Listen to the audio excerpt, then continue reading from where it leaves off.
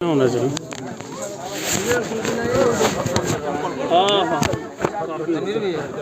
अल्हम्दुलिल्लाह नहमदुहु व नस्तईनुहु व नस्तगफिरुहु व नुमिनु बिही व नतवक्कलु अलैहि व नऊज़ु बिल्लाहि मिन शुरूरि अनफुसिना व मिन सय्यिआति अमालिना मन यहदिहिल्लाहु फला मुज़िल्ल लहु व मन युज़लिलहु फला हादिय लहु व नशहदु अन ला इलाहा इल्लल्लाहु वहदहु ला शरीका लहु अम्मा बाद फ़अऊज़ु बिल्लाहि मिनश शैतानिर रजीम बिस्मिल्लाहिर रहमानिर रहीम या अय्युहन्नासु इत्तक़ू रब्बकुमुल्लज़ी ख़लक़कुम मिन नफ़्सिन वाहिदा व ख़लक़ मिन्हा ज़ौजहा व बस्स मिन्हुमा रिजालन कसीरन व निसाअ वत्तक़ुल्लाहल्लज़ी तसाअलून बिही वल अर्हाम इन्नल्लाह कान अलैकुम रक़ीबा।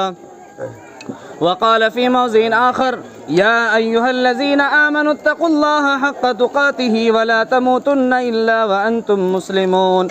या अय्युहल्लज़ीना आमनु इत्तक़ुल्लाह व क़ूलू क़ौलन सदीदा युस्लिह लकुम अअमालकुम व यग़फ़िर लकुम ज़ुनूबकुम व मन युतिइल्लाह व रसूलहु फ़क़द फ़ाज़ फ़ौज़न अज़ीमा। वक़ाल अन्नबिय्यु सल्लल्लाहु अलैहि वसल्लम अन्निकाहु मिन सुन्नती वक़ाल फ़मन रग़िब अन सुन्नती फ़लैसा मिन्नी। बारकल्लाहु लना व लकुम फ़िल क़ुरआनिल अज़ीम व नफ़अना व इय्याकुम बिल आयाति वज़्ज़िक्रिल हकीम। मुअज़्ज़ज़ सामिन किराम, निकाह एक इबादत है। निकाह इबादत है तब जबकि निकाह को सुन्नत के मुताबिक किया जाए।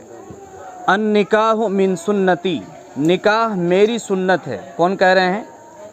हम सब के नबी जनाब मोहम्मद रसूलुल्लाह सल्लल्लाहु अलैहि वसल्लम। निकाह मेरी सुन्नत है। फ़मन रग़िब अन सुन्नती फ़लैसा मिन्नी, जो सुन्नत अदा न करे वो मेरे फितरत में से नहीं है, मेरे दीन में से नहीं है, वो उससे खारिज है। तो ये समझ में आया कि निकाह करना भी मज़हब इस्लाम की एक बुनियादी चीज़ है। आप सल्लल्लाहु अलैहि वसल्लम ने फरमाया कि निकाह करने से आधा ईमान मुकम्मल हो जाता है। निकाह करने से आधा ईमान मुकम्मल हो जाता है। निकाह का तरीक़ा ये है कि निकाह होने से पहले वो रिश्ता बिल्कुल पाक साफ पवित्र हो, उसमें किसी तरह की नापाकी ना हो, उसमें किसी तरह की नाजायज़ ताल्लुक़ ना हो, उसमें किसी तरह की खुराफात ना हो। जब इनके साथ ये मामला हुआ, इनके वालिद साहब ने मुझे नंबर दिया, कहा कि इनको बात कीजिए, इनका हालात ठीक नहीं है, ये बिगड़ रहा है। तो हमने इनको फ़ोन लगाया, फ़ोन लगा करके इनसे बात किया, तुम कहाँ हो, क्या कर रहे हो। जब इन्होंने ये सुना कि इमाम साहब का फ़ोन है, फ़ौरन फ़ोन काट दिया। 2-3 बार फ़ोन लगाया, फ़ोन नहीं उठाया। इससे ये अंदाज़ा लगाइए कि बेहिसी का आलम क्या है।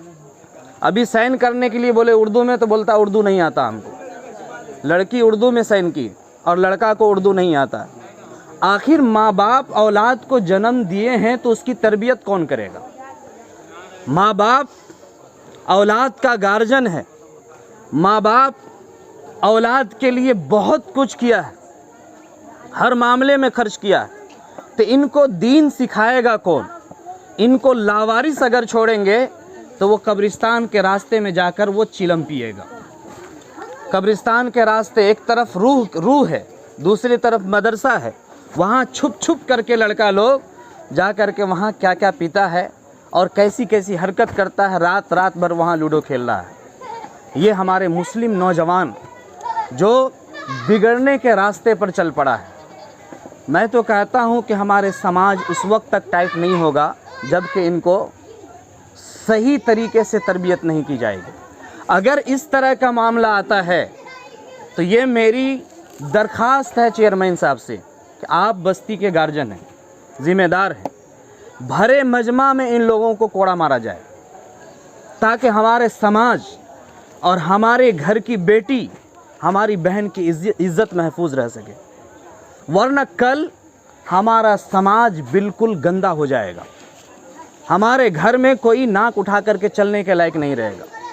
इस तरह का मामला पे दर पे आ रहा है, 1-2 मामला नहीं है, ये मामला बहुत तेज़ी से बढ़ रहा है। इसलिए समाज को टाइट करने के लिए उनके ऊपर थोड़ी सी रस्सी को मजबूत करना पड़ेगा। ताकि हमारा समाज पाक पवित्र रहे। याद रखिए, इससे पहले बहुत सारे समाज को अल्लाह ने हलाक किया है। जब समाज बेलगाम हो जाती है, जब कौम का कोई तरबियत करने वाला रहबर नहीं होता है, तो उस कौम को सैलाब में डुबा दिया जाता है और उस कौम के ऊपर बिजली आती है, तबाह हो जाती है। आपने देखा होगा बहुत सारी बस्ती डूब गई। 2008 का ये जो बाढ़ है या जो मुंह पर बस्ती थी, सुनने को मिला कि उसमें 2-3 के अलावा कोई नमाजी नहीं था, बुराई आम थी।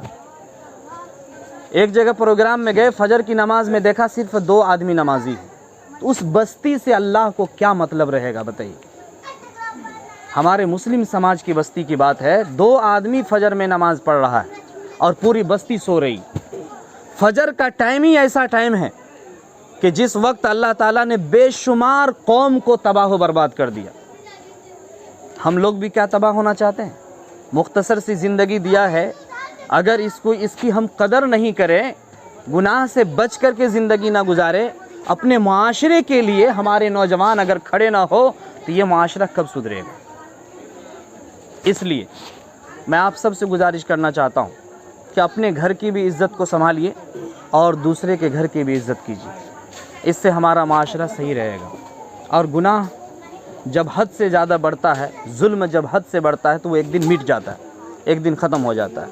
अल्लाह ताला से दुआ कीजिए, अल्लाह ताला हमारे बस्ती को गाने बजाने से पाक फरमा दे। अल्लाह हमारे समाज को कबीरा गुनाहों से महफूज कर दे। अल्लाह हमारे समाज के अंदर इज़्ज़त, हिफाजत और अमन व अमान अता फरमाए।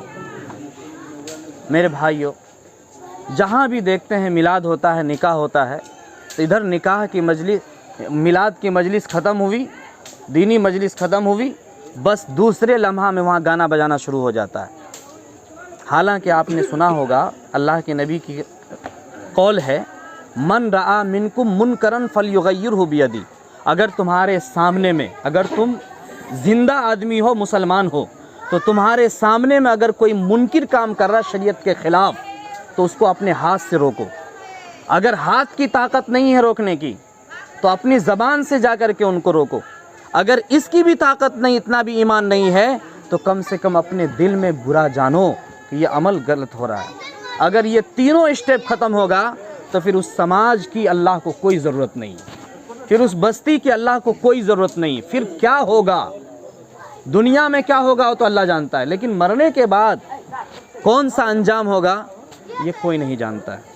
इसलिए अल्लाह ताला से दुआ कीजिए, अल्लाह हमारे समाज को पाक साफ करे। अल्लाह ताला गाने बजाने से हमारे माशरे की हिफाजत फरमाए।